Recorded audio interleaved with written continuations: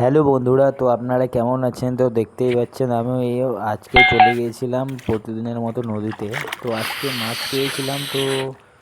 তো দেখুন, এটাই হলো সরপুঁটি মাছ। তো মাছটি ছোট আছে, তো আমি পুকুরে ছেড়ে দেওয়ার চেষ্টা করছি, কিন্তু মাছটি ঘায়েল হয়ে গেছে। তো আমি সেটাকে ঠিক করবার চেষ্টা করছি, তো দেখা যাক ঠিক হয় কি না। এই তো ঠিক হয়ে গেছে। হ্যাঁ, চলে গেছে জলের ভেতরে।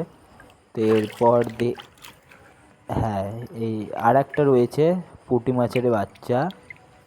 মাছগুলো একদম ছোট, তো আমি ছেড়ে দিচ্ছি পুকুরে, বড় হবে ওই জন্য। এই দেখুন, এইটি হলো কালবাউস মাছ। এই মাছটি মানে সচরাচর এটা অনেক বড় হয় এবং দারুণ সুস্বাদু মাছ। এই মাছগুলো টনটনে রয়েছে। এটি হলো বাটা। এটাও ছেড়ে দেবো, এটাও বড় হবে, কারণ একটা বাটা বাড়িতে নিয়ে গিয়ে কোনো লাভ নেই। তো মাছটাকে আমি দম দিলাম, তো মাছটি চলে গেল। তো ঠিক আছে, দেখা হবে এরপরে নেক্সট কোনো ভিডিওতে। টাটা।